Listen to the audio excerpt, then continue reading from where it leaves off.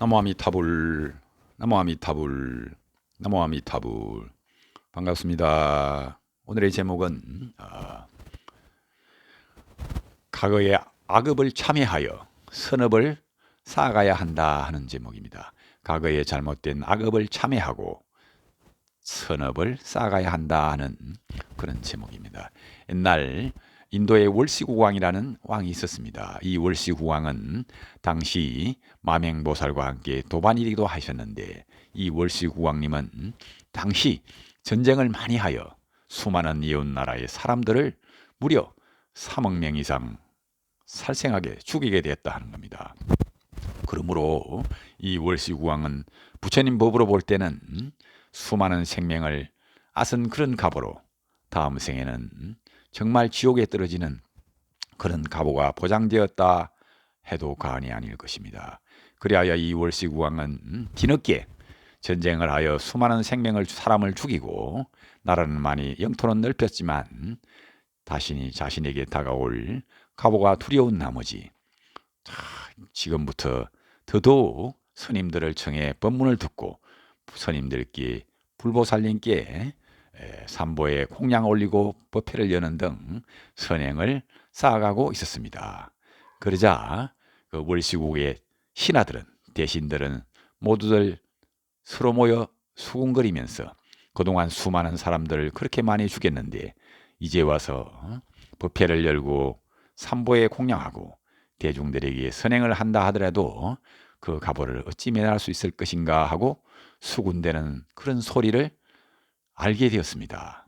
그리하여 월시구왕은 신하들에게 가르침을 주기 위해서 아주 크나큰 가마솥에 신하를 시켜서 물을 가득 붓고 무려 7일 동안 그 큰 가마솥에 물을 펄펄 끓이도록 장작불을 지피도록 명령하였던 것입니다.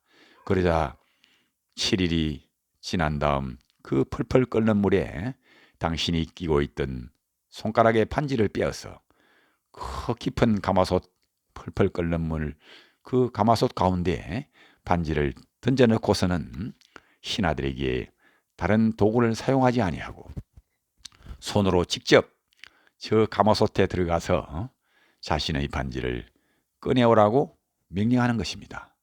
그러자 신하들은 모두가 다 땅에 엎드려 조아리며 월시구왕에 청하기를 차라리 다른 방법으로 저희들을 죽여주십시오.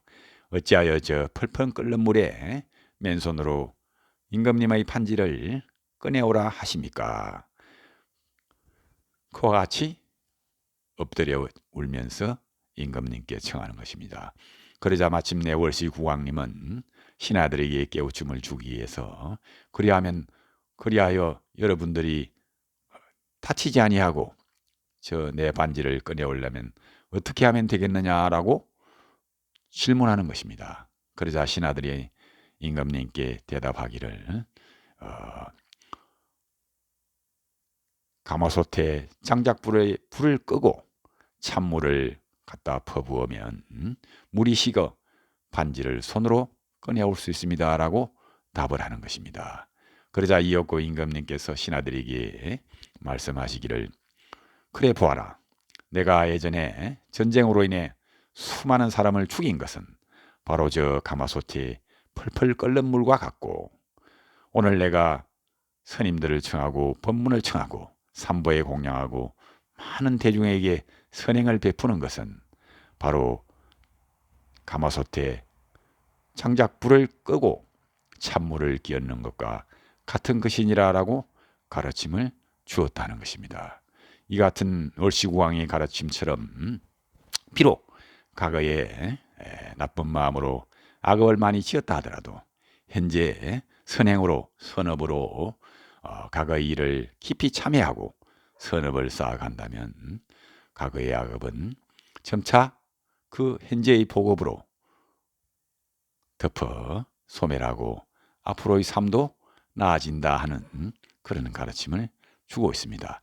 그저 과거의 전쟁으로 사람을 죽인 그것만 후회한다고 해서 결과가 좋게 나타나는 것은 아니다 하는 것입니다.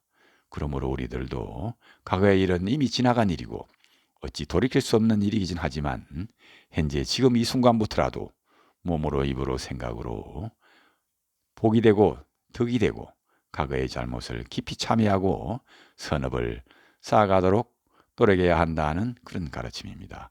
감사합니다. 나무 아미타불, 나무 아미타불, 나무 극락도사 아미타불.